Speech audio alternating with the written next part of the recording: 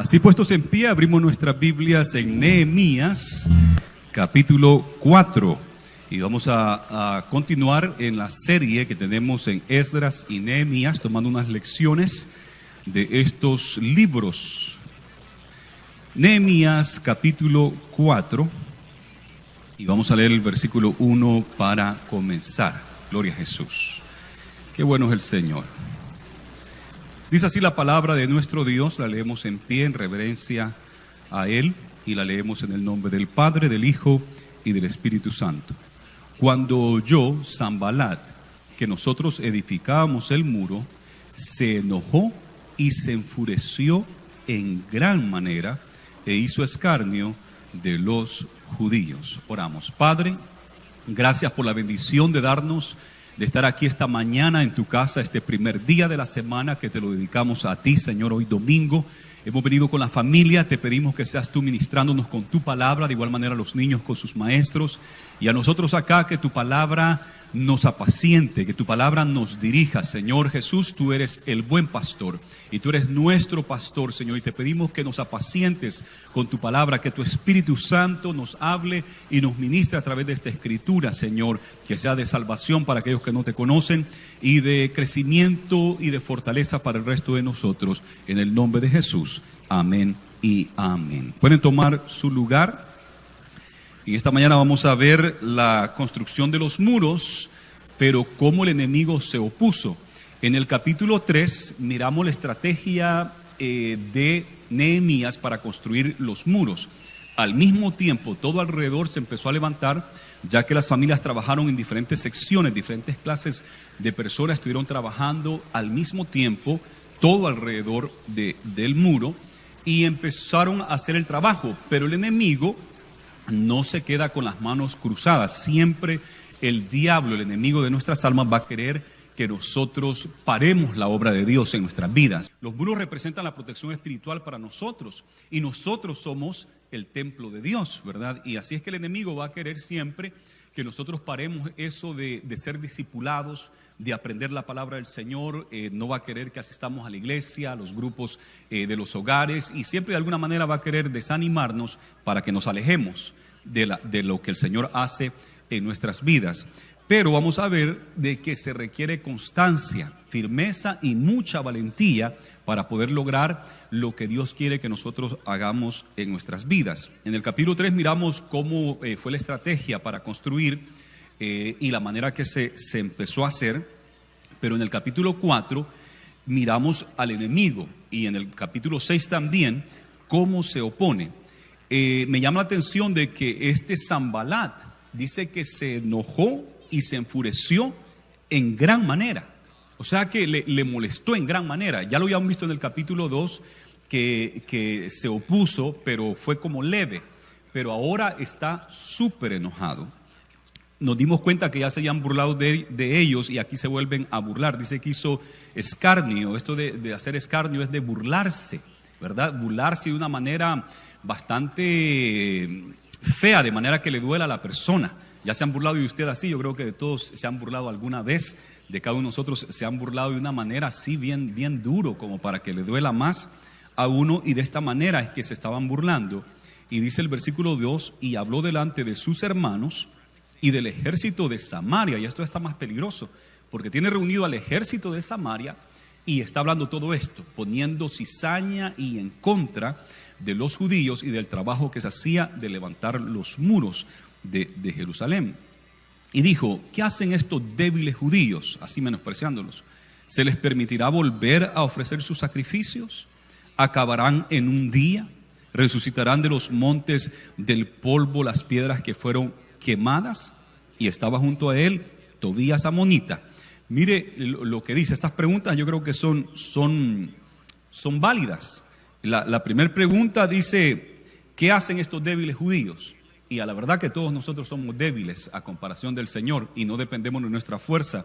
Como dijo Jesús: sin mí nada podéis hacer, fuera de mí nada podéis hacer. Pero como dijo el apóstol Pablo: todo lo puedo en Cristo que me fortalece. Así es que es válida esa pregunta. Pero la otra: se les permitirá ofrecer sacrificios. Acabarán en un día, resucitarán del polvo las piedras que fueron quemadas. Y son preguntas válidas. Yo creo que hasta los mismos judíos se preguntaban, ¿será que vamos a lograr este trabajo? Es un trabajo fuerte, es un trabajo duro. También esto de que si se va a levantar en un día, me llama la atención la profecía de Ezequiel 36, cuando el Señor le dice a Ezequiel, que mirara esos huesos que estaban bien secos, y les pregunta Dios a Ezequiel, ¿van a vivir estos huesos? Señor, solo tú lo sabes. Y le dice, profetiza y diles que se levanten, y se conectaron, pero todavía no tenían vida, y después les dijo que soplara y tuvieron vida. Entonces resucitaron, y era una profecía de que Israel iba a resucitar. Habían sido destruidos por Babilonia, llevados cautivos, el templo fue destruido, la ciudad fue derribada, los muros fueron derribados y quemados, y ahora, ¿será que podía resucitar en un día como el Señor dijo? Y sí, como vamos a ver, se logró, pero es una profecía también para el tiempo de hoy, ya que esto del odio a los judíos no es algo nuevo. Aquí se mencionan varios, estaban rodeados de enemigos, y el día de hoy la nación de Israel, que en 1948, mayo 15 de 1948, resucitó en un día, tal y como decía la profecía de Ezequiel, y hay una nación soberana que es Israel, y que hay varias naciones que están en desacuerdo que Jerusalén sea su capital, igual que acá. Estos estaban en desacuerdo, están bien enojados y no quieren que Jerusalén sea edificada, que los muros sean edificados, y están bien molestos. No quieren ni el templo, ni las murallas, ni esa ciudad. Y así es el día de hoy con la nación de Israel. Es increíble el odio que hay para los judíos. Y hay muchos que se jactan y se mofan de que ellos están en contra de aquellas personas que son antisemitas. Y los he visto. Tengo un maestro de high school que es judío y lo conozco de años, pero hay veces que en Facebook pone ciertos comentarios. Él apoya supuestamente a los judíos, pero está a favor de que Jerusalén no sea la capital, y está a favor de todos aquellos que se levantan en contra de Israel. Yo digo, bueno, ¿y qué le pasa a este maestro mío que tuve en la high school, que hasta el día de hoy tenemos contacto? ¿Qué le pasa? Supuestamente que ama a los judíos, pero apoya a todos aquellos que quieren ver a Israel destruido. Como ustedes son sabedores de esto, que Estados Unidos regresó la embajada de Estados Unidos a Jerusalén por la mano de Donald Trump, que dijo que lo iba a hacer y lo cumplió. He escuchado también que Guatemala me parece que también iba a regresarlo, no sé si ya la puso de regreso, y qué bueno por eso, pero los demás países no aceptan que Jerusalén sea la capital. Y qué cosa más dura esto, porque esto trae fricciones a la nación, trae preocupación, está rodeado de enemigos. Uno de ellos, el de Irán, ha dicho que los quiere ver destruidos completamente y que se ahoguen en el mar grande, que es el Mediterráneo. Y está rodeado de enemigos. No es algo nuevo para ellos, porque aquí mismo en el capítulo 4 miramos que estaban rodeados de enemigos, y así ha sido la constante para la nación de Israel. Nosotros como cristianos de ninguna manera guardamos el antisemitas, ¿verdad? No somos esto del antisemitismo de ninguna manera. Nosotros apoyamos a Israel, amamos a Jerusalén y oramos por la paz de Israel, pero hay muchos que completamente lo contrario. Y aquí miramos de que están bien molestos. Dice el versículo 3, y estaban junto a él Tobías, amonita, el cual dijo, lo que ellos edifican del muro de piedra, si subiere una zorra, lo derribará. Entonces, como burlándose, ni saben construir. De todas maneras, si una zorra, y las zorras son bien ligeras en sus pies, las zorras, sus piecitos y todo, saben andar ahí sin hacer ruido, ¿verdad? Son bien finitas para caminar. Y aún una zorra que fuera un toro, pues se imagínese, ¿verdad? Fuera, o un león, pero una zorra que no pesa y que son ligeros con sus pies, dice Tobías, lo puede destruir, haciéndole burla. Recuerdan en el capítulo 3 que los que trabajaban eran sacerdotes, líderes políticos, gobernantes. Miramos que hasta los plateros, los joyeros también estaban trabajando poniendo piedras y no estaban acostumbrados a eso. ¿Y qué otro grupo de personas también ayudó a construir literalmente? Las mujeres. Entonces, mujeres trabajando en el muro, como miramos en el capítulo 3, que era algo bien raro para en esa época, pero mujeres trabajando fuertemente en el muro, joyeros y otros. Entonces dijeron, esos no saben trabajar, se les va a venir abajo si una zorra se sube, haciéndole burla. Y mire lo que dice el 4, esto es lo que hace Nehemías siempre. Oye, oh Dios nuestro, que somos objeto de su menosprecio, y vuelve el baldón de ellos sobre su cabeza, y entrégalos por despojo en la tierra de su cautiverio. No cubra su iniquidad, ni su pecado sea borrado delante de ti, porque se airaron contra los que edificaban. Entonces, Nehemías es un hombre de oración. Lo primero que hace es orar. Escuchó los comentarios y todo lo que estaba diciendo acerca de los que construían en el muro, y él se pone a orar. Eso es lo primero, pero también es un hombre de acción, orando pero actuando. La oración es bien extraña para nosotros los cristianos, que estamos bajo la gracia y que sabemos que somos salvos por la gracia y que no estamos bajo la ley. Ahora, Nehemías está bajo la ley y Nehemías hace una oración pero de venganza. Y dice: Señor, tómales en cuenta, no perdones sus pecados, destrúyelos, tráeles consecuencias por lo que han dicho. Pero yo no quiero que ninguno de nosotros vaya a interpretar esto de que es una buena oración y que usted empiece a orar por el hermano que le cae mal. Señor, no le perdone sus pecados, destrúyelos, mata a sus hijos, que todo le salga mal, porque eso no deberíamos de hacer nosotros los cristianos. Ahora, ellos están bajo la ley, Dios va a hacer esto. Y también en el tiempo de nosotros, Dios va a juzgar el pecado, eso sí, ¿verdad? Él está pidiendo que por lo que han hecho, que Dios los castigue, Dios los va a castigar. Claro, y el día de hoy también Dios castiga a mucha gente que se levanta en contra de la obra de Dios, pero no es nuestra oración, no debe de ser de que Señor castígalos, de ninguna manera, sino que Jesús dijo: oren por sus enemigos, bendigan a los que les maldicen. Y el Señor Jesús puso bien claro que nosotros debemos de bendecir y no maldecir, y que debemos de orar por ellos, por los que nos maldicen. Nosotros debemos de orar por ellos, imagínense.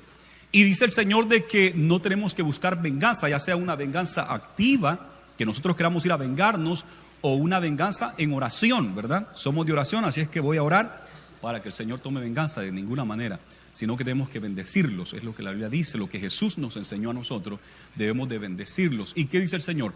Ascuas de fuego vas a amontonar sobre su cabeza si nosotros oramos y los bendecimos. Ellos nos ultrajan, ellos nos persiguen, ellos nos tratan mal.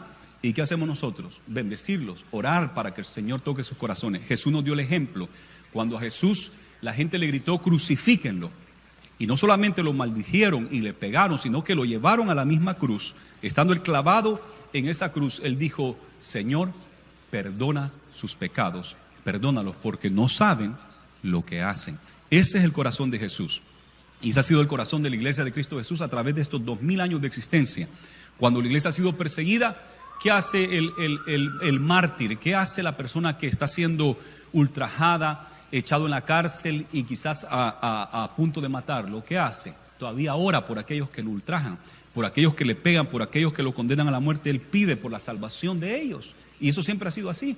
Los misioneros que han muerto en diferentes países y los nacionales que mueren predicando el evangelio en sus propios países, siempre ellos quieren que el gobierno y que toda esa gente que quiere matarlos, que se conviertan a Cristo Jesús. Y esa es la mejor bendición que pueden recibir, que sean salvos. Y yo creo que ese debe ser nuestro corazón. Así es que nadie vaya a tomar esto de ejemplo de Nehemías. Esa es la manera en el Antiguo Testamento que miramos que oraban por sus enemigos, pero a nosotros el Señor nos ha dicho: bendigamos a nuestros enemigos, oremos por ellos.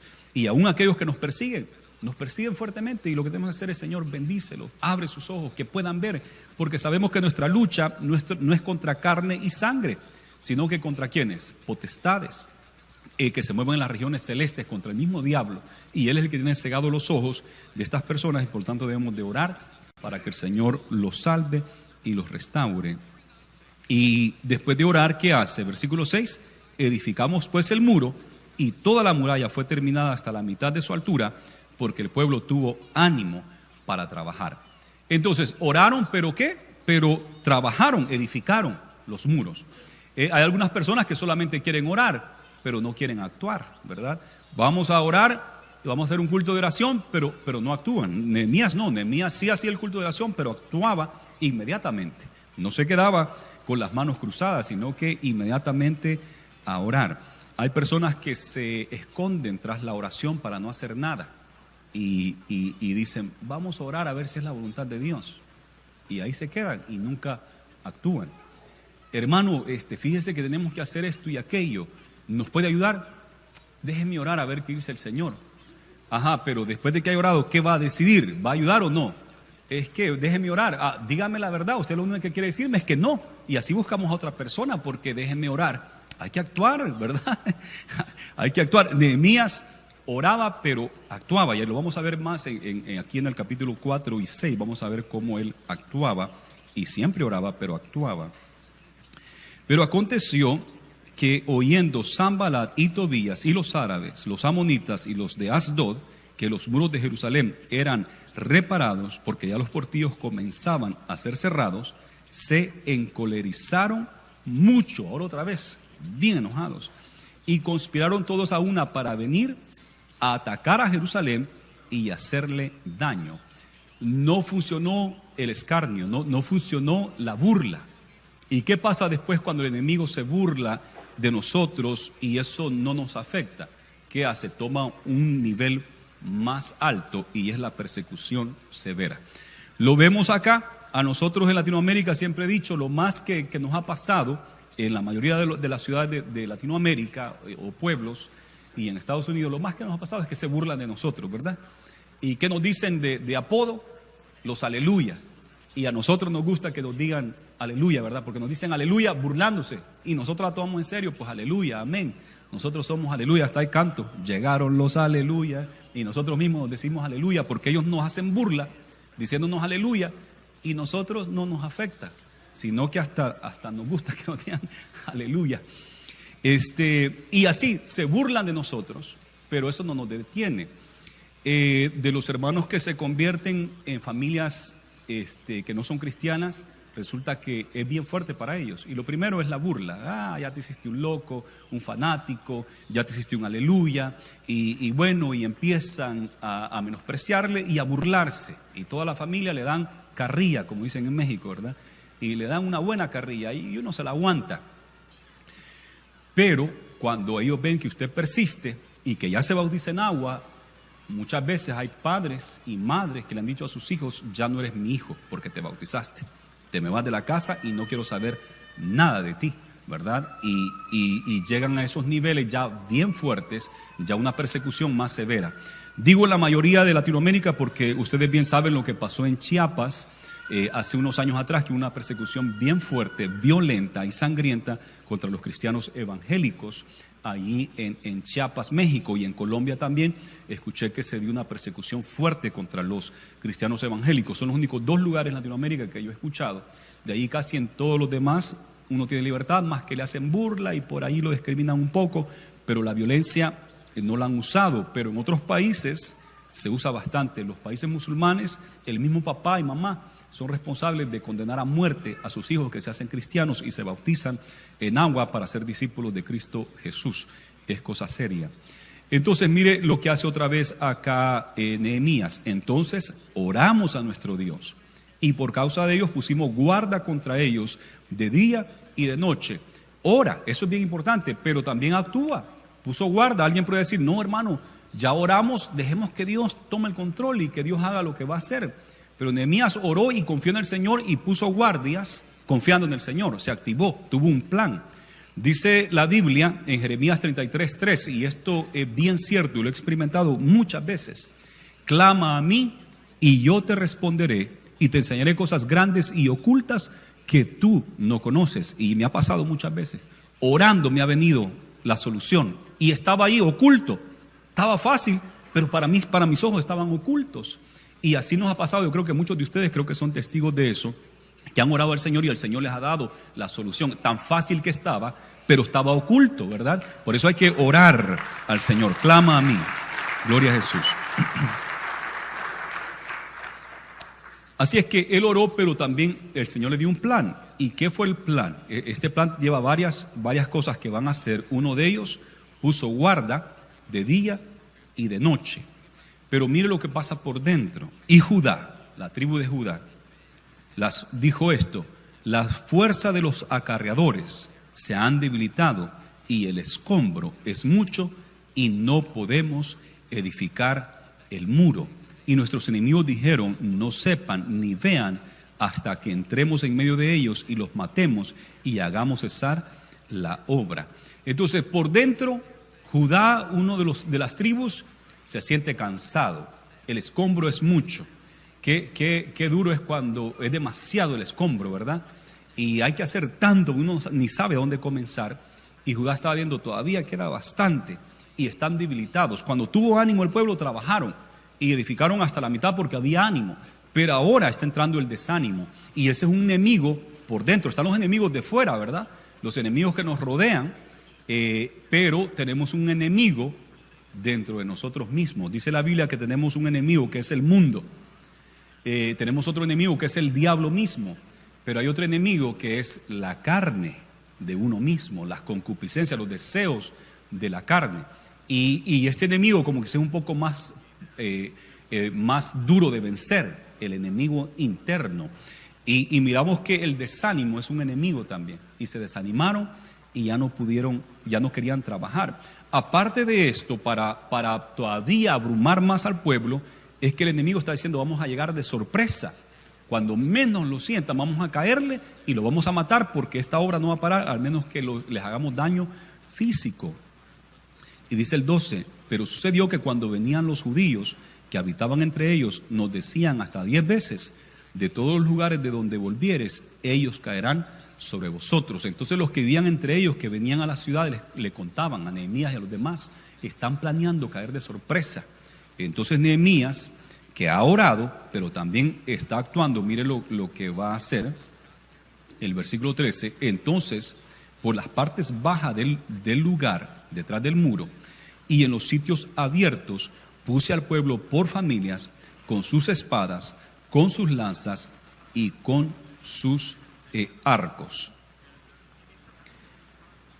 Ahora él dice, en la parte del muro en el muro hay unas partes bien bajas que ahí se pueden saltar fácilmente. Ahí vamos a poner familias, y hay partes del muro que todavía no se han cerrado, quizás algún espacio por ahí, y entonces vamos a poner familias armadas. Pudo delegar ahora también gente para cuidar. A mí me gusta el trabajo de los grupos familiares, porque no solamente nos ayuda para evangelizar y cuidar a la gente de nuestra ciudad que se va convirtiendo a Cristo, pero también nos ayuda para organizar el trabajo de la iglesia. Y por en veces pues tenemos que el cierto sector hace cierto, por ejemplo en el culto de oración, el sector tal le toca dirigir el culto de oración, el sector tal o la zona tal con la actividad pro templo o algo así, y es una manera bastante práctica para organizarse y trabajar juntos. Y así hizo Nehemías, por grupos familiares puso para cuidar estos lugares abiertos donde el enemigo podía entrar.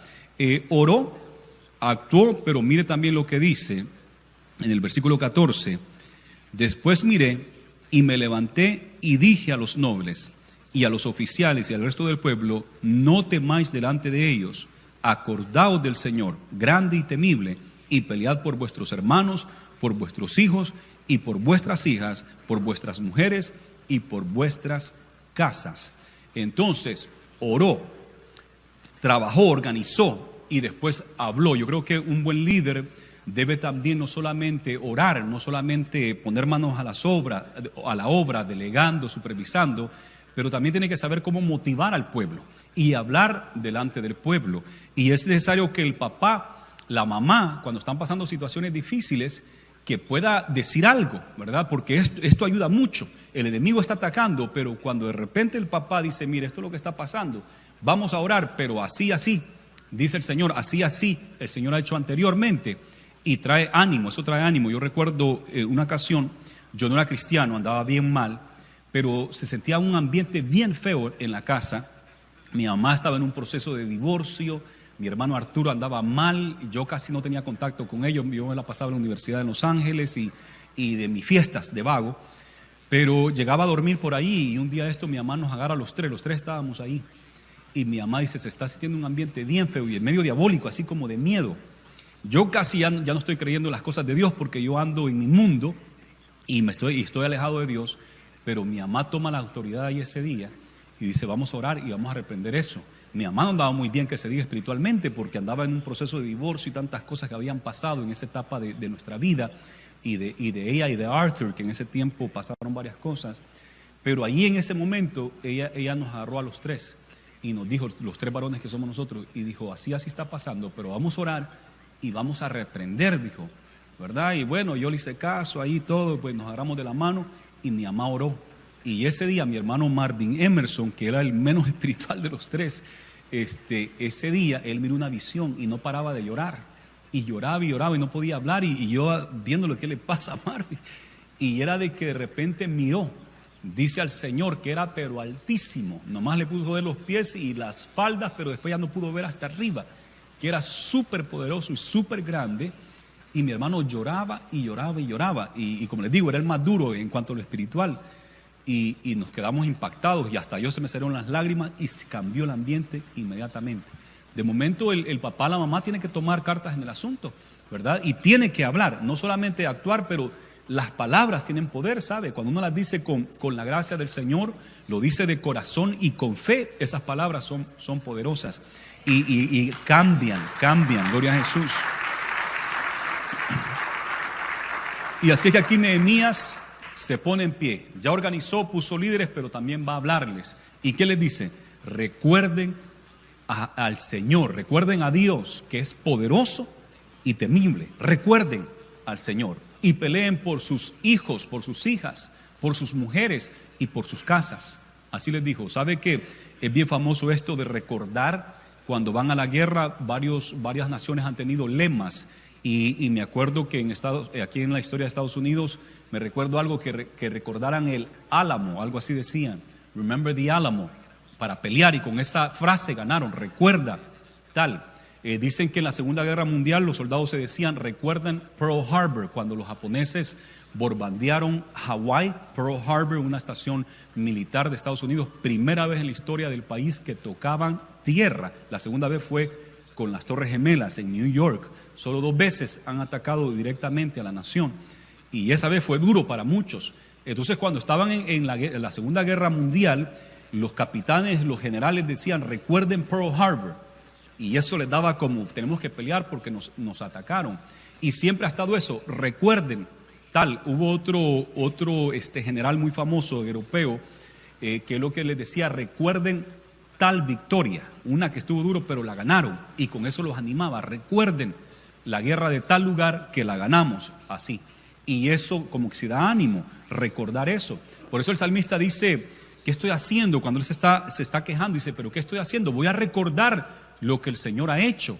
Y empieza a decir, voy a recordar lo que Dios ha hecho. Hizo esto, y esto le da ánimo a uno. Abrió el mar rojo y cruzaron en seco.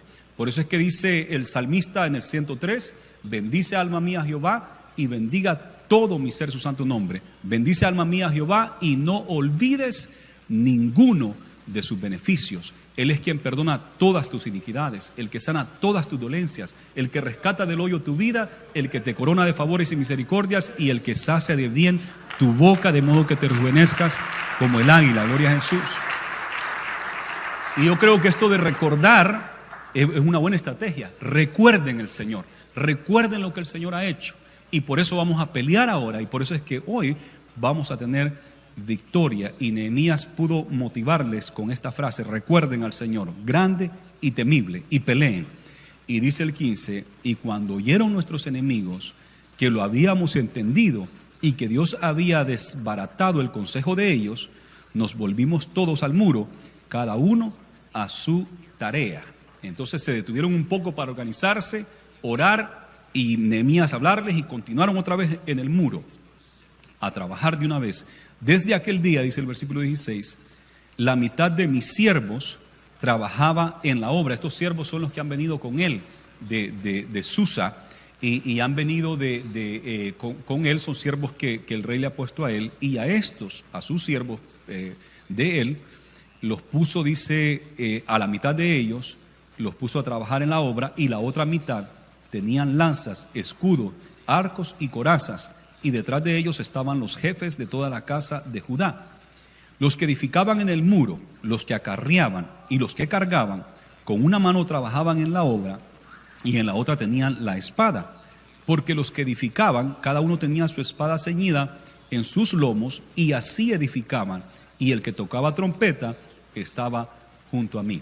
Esta idea a mí siempre me gustó, porque en una mano tienen la herramienta de trabajo, pero en la otra mano tienen una arma, ¿verdad? Usualmente la espada o una lanza, pero están armados tanto con armadura, pero también para trabajar. Y yo creo que la vida del cristiano, la vida de la iglesia es así, es constante trabajo, pero es constante guerra.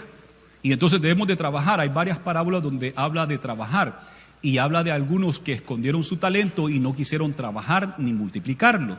Y entonces nos dimos cuenta en esas parábolas que el Señor no le caen muy bien los perezosos. El Señor quiere que seamos un pueblo trabajador.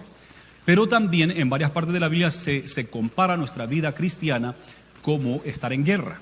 Y tenemos que estar ceñidos nuestros lomos con la verdad y tomar toda la armadura de Dios, dice la Biblia.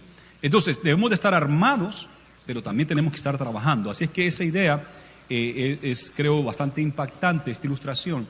Con una mano el asadón o la pala y en la otra mano la espada. Qué bonita ilustración de lo que es la vida cristiana. Esto es de trabajar, no es fácil. No le crea a los brasileños que nos dijeron pare de sufrir, porque en el caminar cristiano no crea que va a parar de sufrir y que todo va a estar en pétalos de rosa y bien bonito. No, hay momentos duros, pero el Señor está con nosotros. El Señor está con nosotros, somos parte del ejército del Señor y sabemos a lo que nos hemos inscrito cuando venimos al camino del Señor. Así es que trabajando y guerreando, las dos cosas, y lo tuvieron que hacer acá. Eran tres grupos como estaban divididos, dice los que acarreaban, los que cargaban y los que edificaban. Habían unos dedicados a edificar, a poner esas piedras, a poner todo ese cemento, lo que tenían que hacer, madera y todo. Y estaban otros que cargaban, agarraban el escombro y cargaban, y unos que lo acarreaban.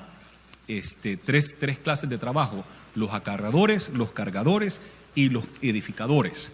Y todos estaban armados completamente. Y claro que tenían que usar las dos manos, me imagino, y por lo tanto se la ponían ceñida la espada en el lomo, que es como en la cintura. Tenían la espada en la cintura. Están trabajando, pero con el gran machete acá, con la gran espada, por si acaso, ¿verdad?, el enemigo atacaba.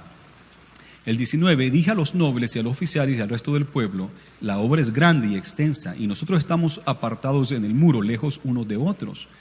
En aquel lugar donde oyeres el sonido de la trompeta, reunidos allí con nosotros, nuestro Dios peleará por nosotros. Así es que estaban esparcidos por todo el muro, y el que andaba con el que tenía la trompeta, el shofar, tenía que estar a la par de Nehemías, porque se daban cuenta que el enemigo venía, iban a tocar la trompeta y ahí se iban a reunir para después encarar al enemigo cara a cara, enfrentarlo y pelear por la ciudad y por sus familias. Gracias al Señor que no se dio, pero estaban preparados por si acaso se daba. Y dice el versículo 21, nosotros pues trabajamos en la obra, y la mitad de ellos tenían lanzas desde la subida del alba hasta que salían las estrellas.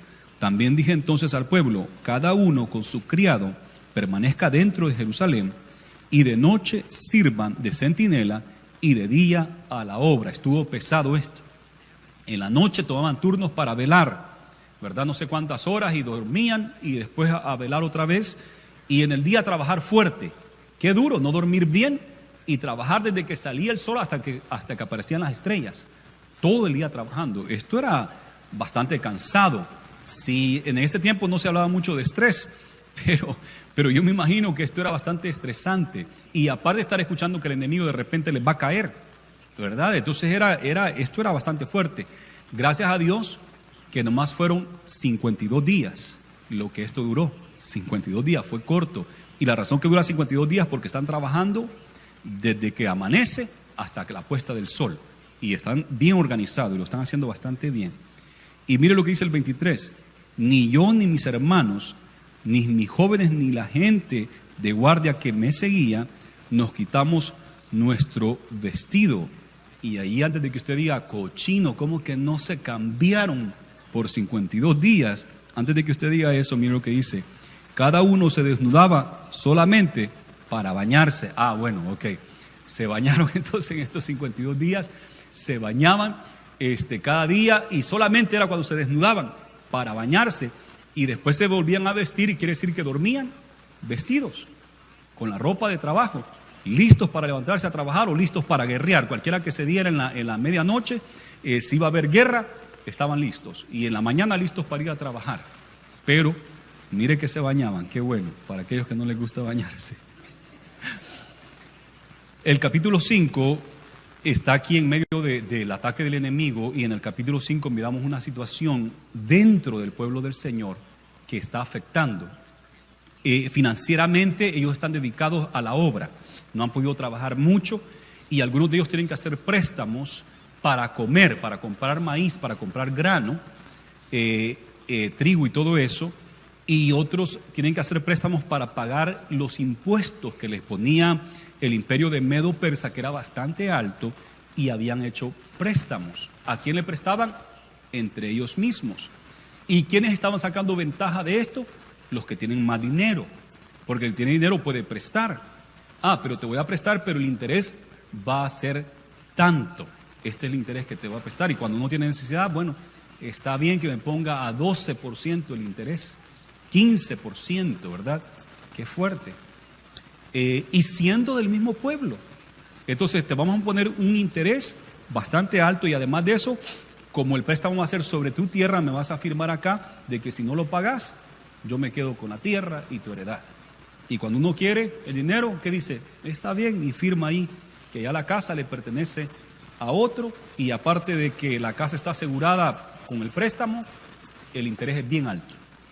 Y hay personas pues que de eso viven, de hacer préstamos, y todos nosotros acá que nos ha tocado lidiar con la economía y los asuntos financieros dentro de nuestro país acá, sabemos de qué se trata. Pero cuando ya entre el pueblo se está usando esto, es un abuso y a Dios no le agrada.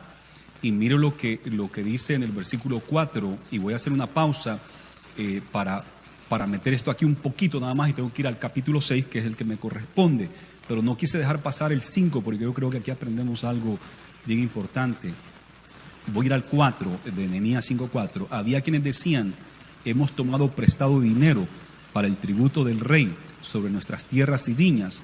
Ahora bien, nuestra carne es como la carne de nuestros hermanos, y nuestros hijos como sus hijos. Y he aquí que nosotros dimos nuestros hijos y nuestras hijas a servidumbre, no solamente la tierra, a sus propios hijos los daban como esclavos, porque antes era común eso, para poder pagar la deuda.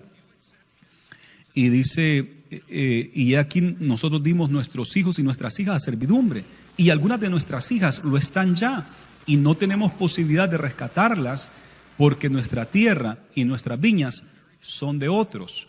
Y mire lo que pasa aquí en el versículo 6.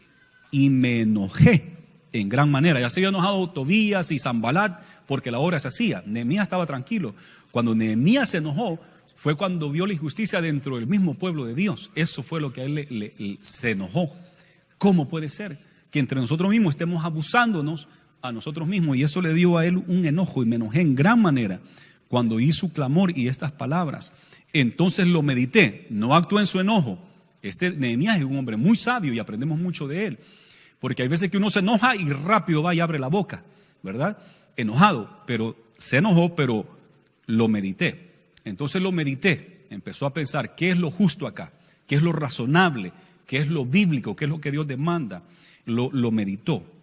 Y entonces mire el versículo, el siguiente parte del versículo 7, y reprendí a los nobles y a los oficiales, y les dije: ¿exigís interés cada uno a vuestros hermanos?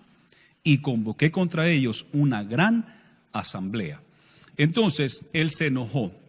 Yo creo que enojarse no es pecado en sí, y hay veces que uno se enoja de las cosas que son injustas, y yo creo que uno lo puede hacer. Jesús se enojó, dice la Biblia, y se hizo un látigo y volcó las mesas que estaban dentro del templo, donde estafaban a la gente vendiéndole corderos para el sacrificio. No los dejaban traer sus propios corderos, sino que les vendían el cordero y las palomas dentro del templo a 5 veces más de lo que valía en el mercado. y eso era una estafa terrible. Roma los estaba estafando con los impuestos, y que en el templo también estuvieran estafando al pueblo en una gran pobreza y que todavía los estuvieran exprimiendo. Ahí es donde Jesús se enojó, ¿verdad?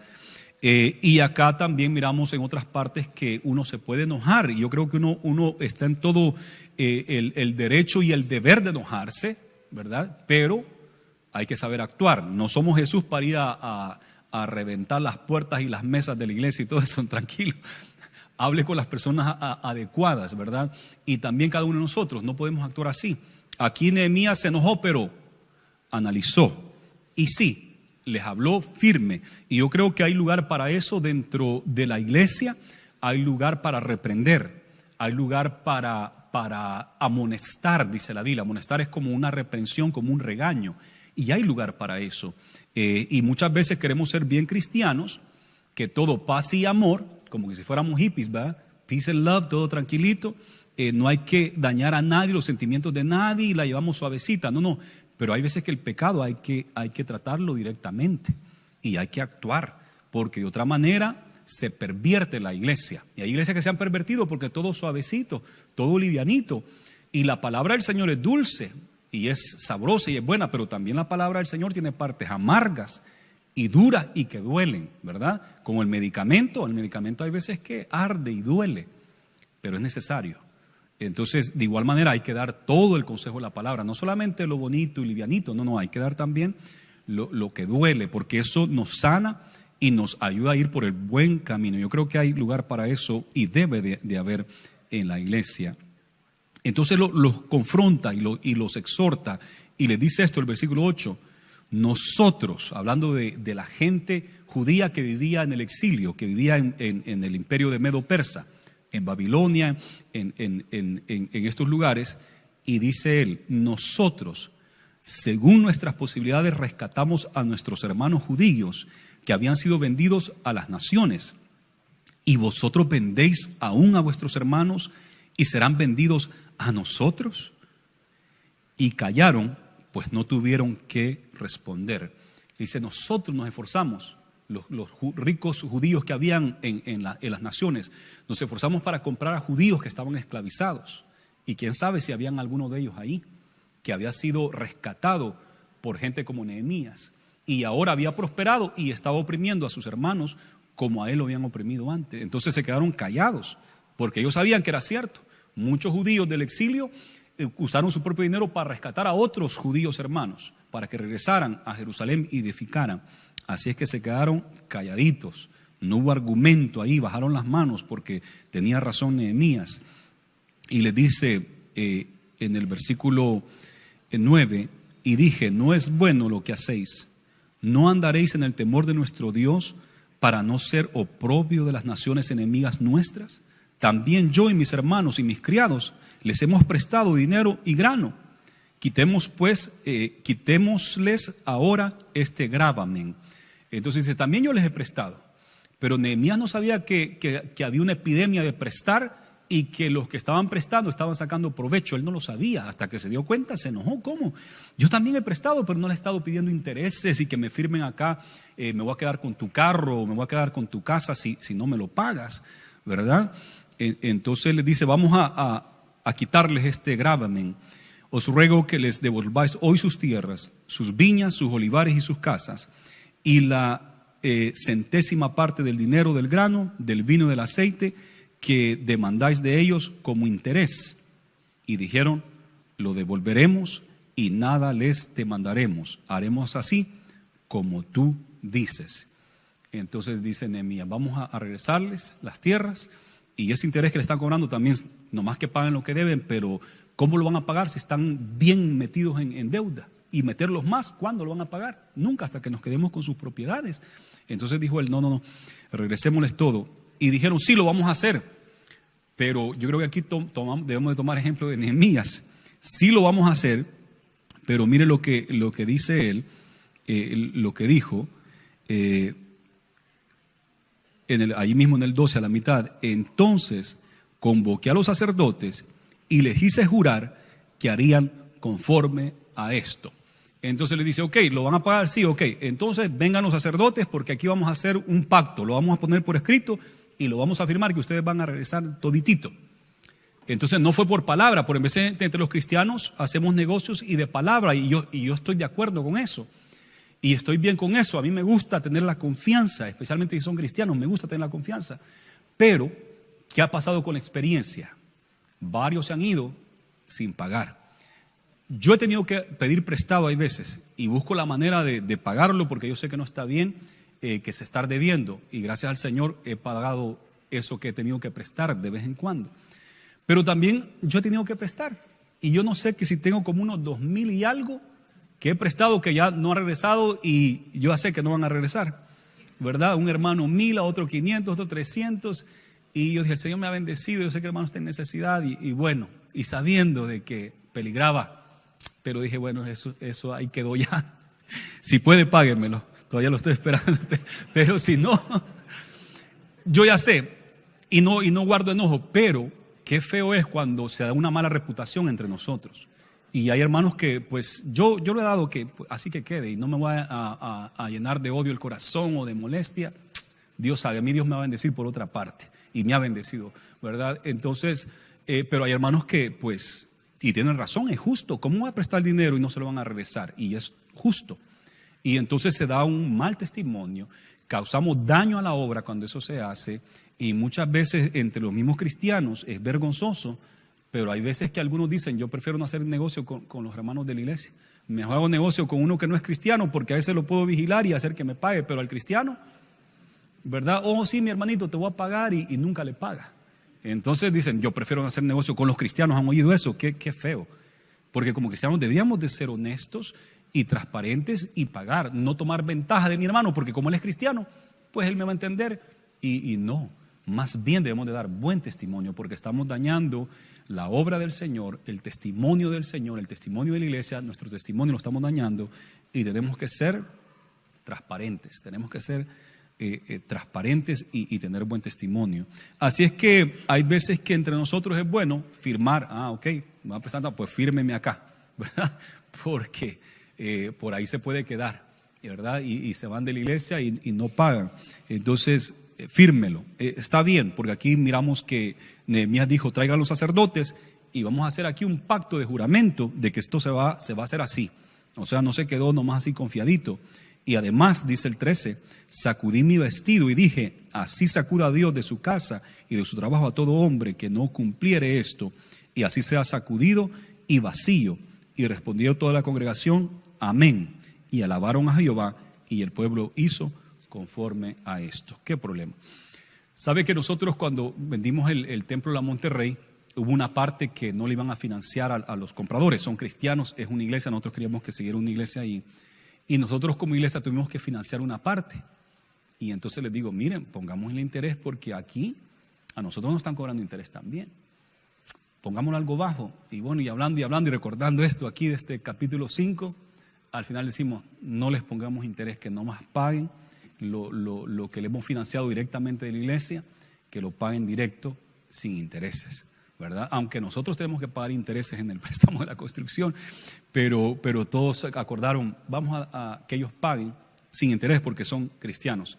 Y Señor, acuérdate de nosotros para bien. Y por eso, que el Señor nos bendiga por otro lado, ¿verdad? Y yo creo que como cristianos debemos de actuar así, tener cuidado de no sacar ventaja. Yo sé que algunos de ustedes trabajan en esos negocios y deben de sacarle el interés y todos. Recuerden que sea justo, que no sea algo así fuera de lo que a Dios no le agrada. Tenemos que tener cuidado. El 6, regresando a esto de los enemigos, porque eso fue algo interno ahí, pero miremos ahora el capítulo 6 y vamos a concluir ya el mensaje con este capítulo. Y dice, cuando oyeron Sanballat y Tobías y Gesem el árabe y los demás de nuestros enemigos que yo había edificado el muro y que no quedaba en el portillo, pero miren lo que está el paréntesis ahí, aunque hasta aquel tiempo no había puesto las hojas en las puertas. Qué honesto es Nehemías, es un hombre transparente. El reporte que estaba corriendo es que los muros estaban terminados y eso se corrió y él sabía que estaban diciendo el muro terminó, pero él tiene que ser honesto y transparente. Sí es cierto, pero las hojas de las puertas no estaban puestas todavía, o sea, no hemos terminado, aunque ellos creen que ya terminamos, pero la verdad no. Muchas veces nos gusta inflar los reportes para mirarnos bien, ¿verdad? Inflarlos, que se miren bonitos y que se miren exitosos, pero no Nehemías, sí, pero falta esto, ¿verdad? Y hay que ser honestos y transparentes. El 2, Sanbalat y Gesem enviaron a decirme: ven y reunámonos en alguna de las aldeas del campo de Ono. Mas ellos habían pensado hacerme mal, y les envié mensajeros diciendo: yo hago una gran obra y no puedo ir, porque cesaría la obra dejándolo a yo para ir a vosotros. Y enviaron a mí con el mismo asunto hasta 4 veces, y yo les respondí de la misma manera. Ahora que ya está casi terminado, quieren reunirse con él, pero en un lugar neutral. Vayamos y reunámonos en un lugar neutral, ni en nuestro territorio, ni en Jerusalén, tu territorio, sino que en este campo que se llama Ono. ¿Y qué les dijo Nehemías? Oh, no, les dijo, no nos vamos a reunir, yo tengo mucho trabajo que hacer y el trabajo que yo hago es bien importante y no puedo reunirme con ustedes. 4 veces le mandaron a decir lo mismo, las 4 veces respondió lo mismo. Estoy en un trabajo bien importante, que no tengo tiempo para reunirme con ustedes, yo tengo que trabajar. Entonces esto se molestaron. Sabe de que se quieren reunir en un lugar neutral. Muchas veces a la iglesia nos quieren reunir también en un lugar neutral y creen que nosotros somos demasiado ortodoxos, demasiado dogmáticos o legalistas, y nos ponen un montón de labels, de rótulos ahí que nos quieren eticar. ¿Cómo se dice? Gracias. No lo trato de repetir porque después lo practico. Y entonces nos ponen así esos labels para que tildarnos de algo, y entonces quieren que nosotros nos reunamos en un lugar neutral y que bajemos nuestra moralidad, nuestra ética, que la bajemos al nivel de ellos, o que nos comprometamos, compromise, con ellos. Pero igual que Nehemías, no podemos comprometernos con nadie, ni podemos comprometer la obra del Señor. Y hay veces que ofrecen dinero, y hay veces que ofrecen cosas buenas, ¿verdad? Como iglesia, muchas veces estos políticos le ofrecen cosas a uno. Yo he endorsado a algunos candidatos que yo conozco, que sé que son de una posición conservadora, firme. Yo estoy, una de las cosas que a mí más me repugna del estado de California es que estén metiendo la educación sexual, que creo que es importante, la educación sexual sana, pero lo que están metiendo es un montón de porquerías que están metiendo. Desde kinder, les enseñan ya cómo es la parte de la mujer y la parte del hombre, y eso lo llevan para meterles el homosexualismo. ¿Sabe qué está diciendo ahorita en high school? Lo que están diciendo, que el sexo seguro. ¿Se acuerdan cuando comenzó la campaña de Safe Sex? Yo estaba en 5º o 6º grado y se hablaba de sexo seguro.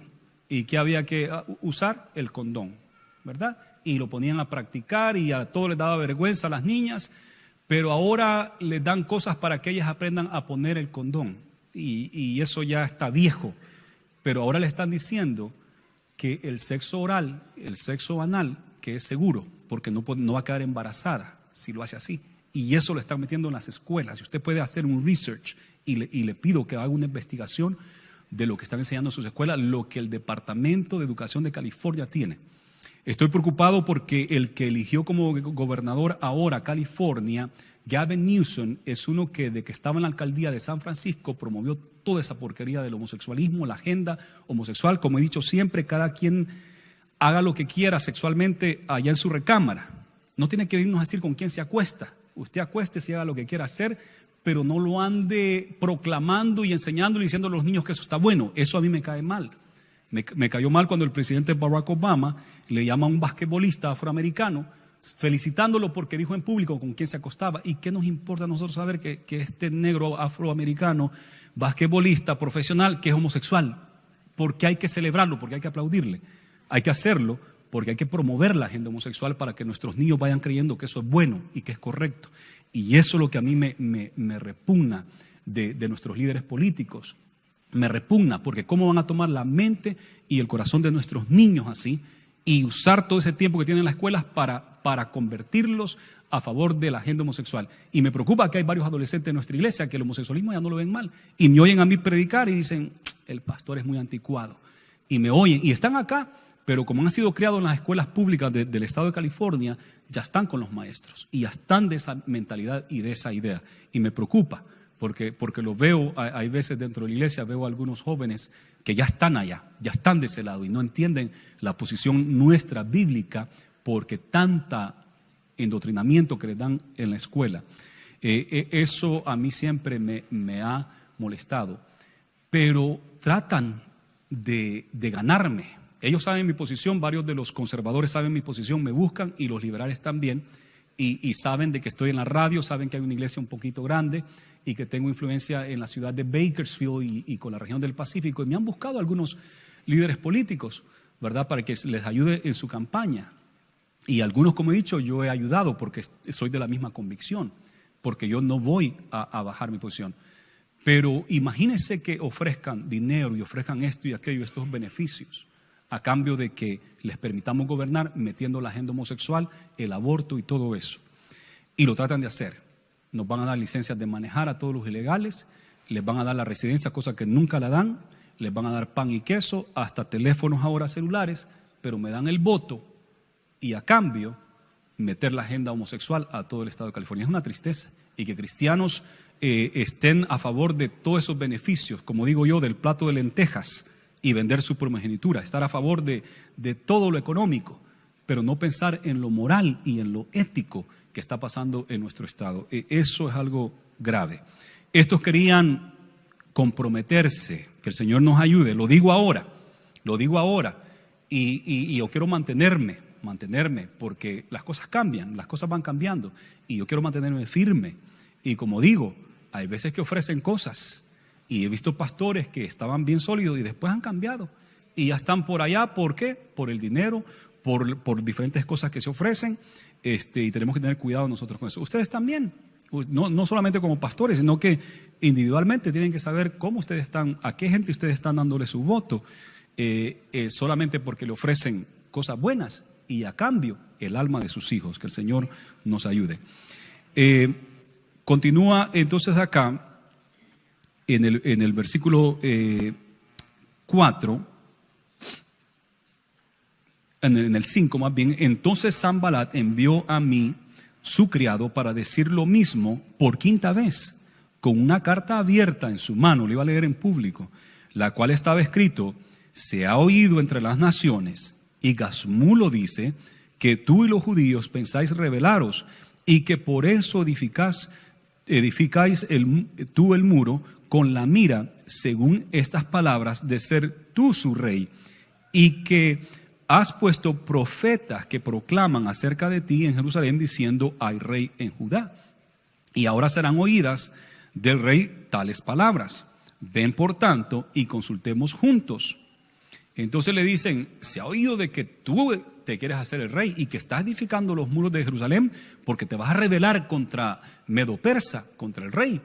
Y ustedes saben que en los capítulos anteriores, en Esdras y también cuando llegaron los primeros, pararon la obra diciendo que se querían rebelar, y la misma acusación iban a hacer: tú te quieres rebelar, y es una ciudad rebelde, y lo están acusando: tú te quieres poner de rey y has puesto profetas a que profeticen falsamente por dinero de que tú eres el rey. Has puesto profetas.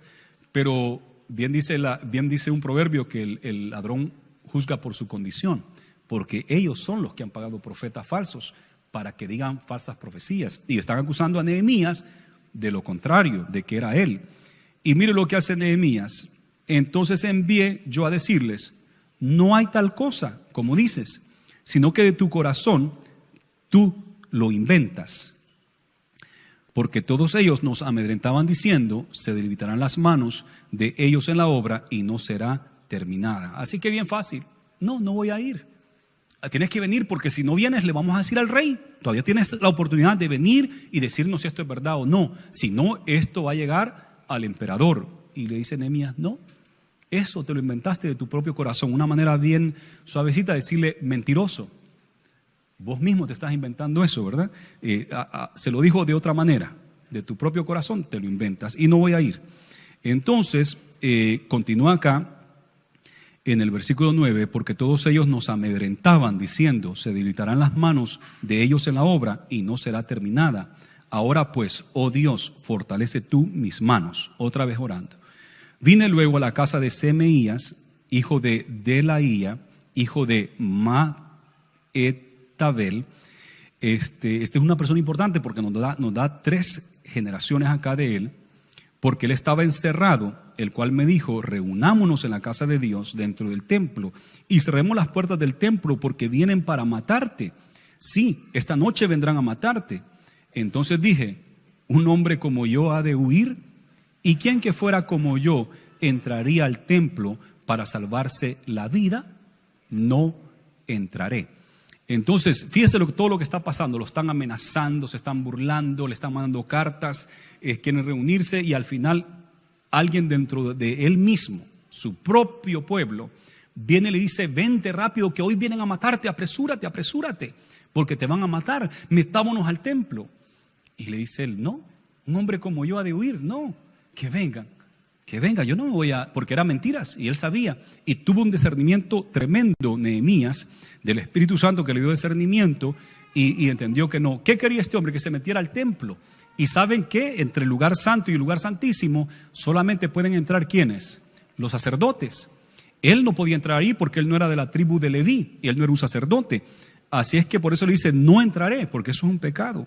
El versículo 12, y entendí que Dios no lo había enviado, sino que hablaba aquella profecía contra mí, porque Tobías y Sanbalat lo habían sobornado el dinero, porque fue sobornado para hacerme temer así y que pecase entrando al templo y le sirviera de mal nombre con que fuera yo infamado.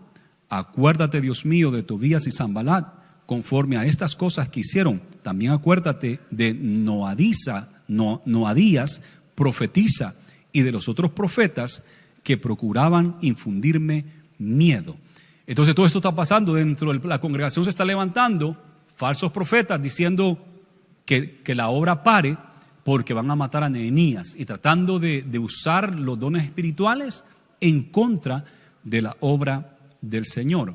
Pero la obra iba a continuar. Nehemías era un hombre muy valiente y él iba a estar firme. Sabe que un hombre de bastante influencia en la iglesia se le metió de que la construcción no era de Dios, no era de Dios, y tenía el dinero para poder ayudarnos en la construcción. Y un día de estos en el Boys and Girls Club, bien recuerdo, que me dice, fíjese que tuve un sueño, así, mira el sueño arriba del techo y que no sé qué, y que no sé qué. Y para concluir de que la construcción de este edificio en el cual estamos ahora no es de Dios, porque estamos en pleno dándole a la construcción, y no es de Dios, me dice. Y yo le digo, mire, le digo, ¿y usted qué no? Porque él como tenía dinero, entonces habíamos reunido bastante dinero para la construcción, y me dice él, mire, lo que me llega tal dinero, si la iglesia me puede prestar $65,000 para un proyecto que él tenía. Y yo dije, está bien, porque el hombre tiene dinero, nos va a pagar rápido, y el dinero está ahí ahorita en el banco, ¿verdad? Se lo damos, que él haga su negocio y él lo va a regresar, estoy seguro. Entonces cuando él me dijo así, yo le digo, ¿sabe qué? Y estábamos así para prestarle los $65,000 que usted me dijo, y lo que entiendo de su sueño es que lo que usted va a hacer no es de Dios, porque esto es de Dios, y lo que usted va a hacer no es de Dios. Qué bueno que me lo dice, porque ya no le vamos a prestar ese dinero, porque usted va en contra de la voluntad de Dios. Y él se quedaba así, 2-3 veces me quiso decir que Dios, y hasta mandó otro hermano que no es de la iglesia, y yo pensé que apoyaba la obra, y un día sentadito viene y me dice, mire, que los templos chiquitos que son buenos, que así, para decirme de que no construyéramos. Y yo sabía que lo había mandado esta otra persona, y yo digo, wow, me viene a decir que no construyamos porque no es de Dios esta construcción. Y como tenía influencia, había dinero, digamos, y tratando de usar profecía, tratando de usar sueños y visiones para decirme, no es de Dios. Y a mí lo que me daba era como Nehemías, me daba como, ¿cómo que no es de Dios? Lo suyo no es de Dios, pero esto es de Dios, esto se va a hacer en el nombre de Jesús, porque Dios tiene poder, gloria a Dios.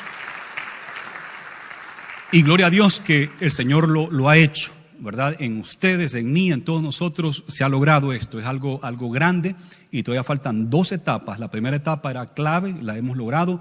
Faltan 2 fases. Ya están terminando la segunda fase ahí de la otra parte de la tierra, y ya en el próximo año creo que vamos a empezar a llenar papeles para conseguir la otra parte del terreno. Y yo sé que Dios está en el asunto. Dios está en el asunto. Confiamos en Él, no en el hombre. Dice, y fue terminado pues el muro. Versículo 15, aquí anote ese versículo, aquí está la clave o un dato bien importante. Fue terminado pues el muro el 25 del mes Elul, en 52 días. Qué trabajo más duro, 52 días, pero fuertes, bien hechos, bien organizados. Y esto es récord, esto es récord. Donald Trump dijo que iba a construir el muro hace 2 años, bueno, desde la campaña, ya lleva 2 años de presidente y ni siquiera ha comenzado, nomás pusieron unos pedacitos de muestras por ahí y todavía no ha comenzado el muro. Nehemías construyó el muro en 52 días, no voy a agarrar ideas Donald Trump de aquí de esto. Bueno, y cuando lo oyeron todos nuestros enemigos, temieron todas las naciones que estaban alrededor de nosotros y se sintieron humillados y conocieron que por nuestro Dios había sido hecha esta obra. Cuando terminó toda, se sintieron humillados. ¿Se acuerdan que les daba cólera y bastante enojo? Y hoy se pusieron humillados, ¿verdad? Quizás el rostro se les cayó un poco y les dio vergüenza, humillados, y dijeron, Dios tuvo que hacerlo, porque ¿cómo van a hacer estos hombres todo eso? Le dieron la gloria y la honra a Dios. Eso pasa cuando nosotros hacemos la voluntad de Dios. Cuando nosotros hacemos lo que tenemos que hacer, el mismo mundo reconoce a Dios en nosotros. Y así debe ser. La gloria no debe ser nunca para el hombre. La gloria siempre tiene que ser para Dios, porque para Él es la gloria, solo por Él y para Él y por Él. Gloria a Jesús.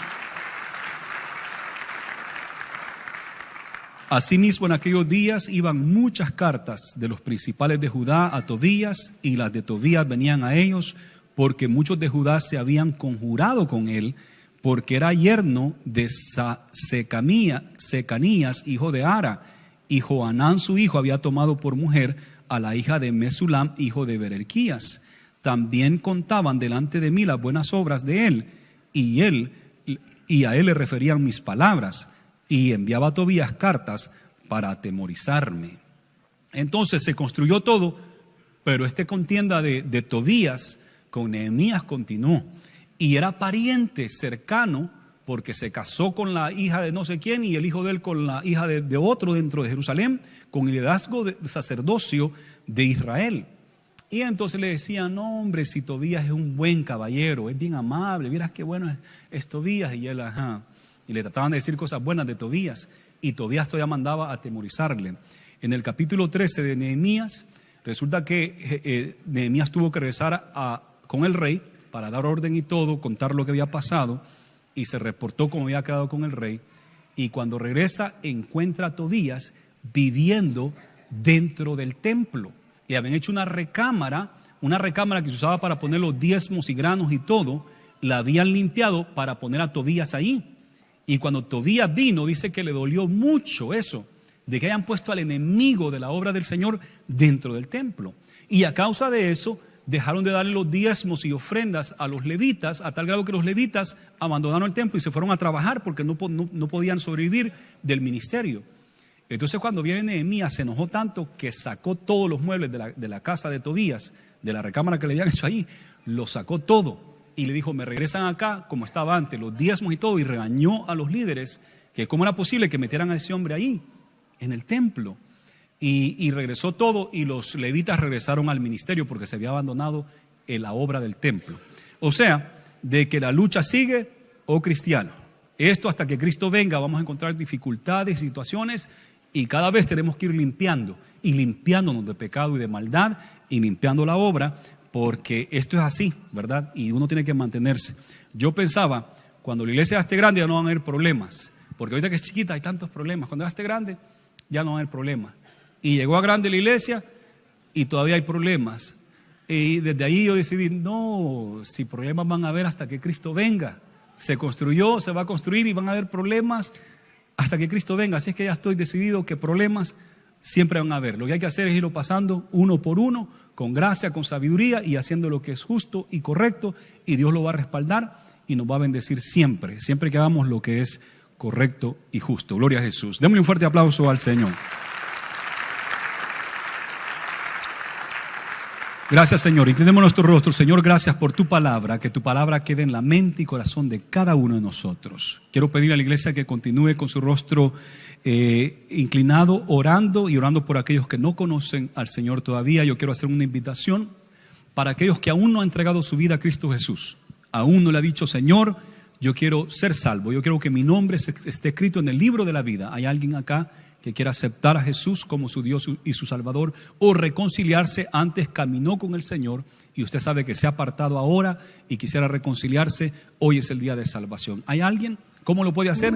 Levantando su mano y donde se encuentre. Desde aquí yo voy a ver su mano levantada y vamos a hacer una oración especial por ustedes. Si hay alguien que quisiera levantar su mano para aceptar a Jesús o reconciliarse, hoy es el día de salvación. ¿Hay alguien? Queremos orar por usted. Levante su mano y vamos a orar por usted. Entonces le voy a pedir al pueblo que nos pongamos en pie y vamos a darle gracias a Dios por la vida cristiana. Hay dificultades, le vamos a dar gracias a Dios por su familia. Hay dificultades, pero el Señor está con nosotros. ¿Por qué no pasamos al altar y oramos al Señor en cuanto a lo que hemos escuchado? Quizás hay muros espirituales que hay que levantar en su casa. Quizás su matrimonio no está del todo bien y han habido problemas o hay problemas. ¿Por qué no pasa al altar y decir: Señor, ayúdame a construir los muros alrededor de mi familia, alrededor de mi matrimonio, alrededor de mis hijos? Quizás los hijos están pasando dificultades. El Señor está acá para sanar, para libertar. Si alguien está enfermo, el Señor quiere sanarle. El Señor quiere hacer una obra en su vida, o simplemente quiere pasar a adorar a Dios. Vamos a abrir el altar. Padre, gracias te damos en esta hora por tu bondad y tus misericordias. Tú estás aquí para sanar, para salvar, para bendecir, para prosperar, Señor. Aquí está este altar abierto, Señor, para el pueblo que quiera venir, Señor, adelante de ti a presentar sus necesidades. Que tú les bendigas, que tú les escuches sus peticiones, sus necesidades, y que tú obres en cada uno, Padre, en el nombre de Jesús. Alabemos al Señor un momento, gloria a Jesús, mientras ministramos aquí en el altar.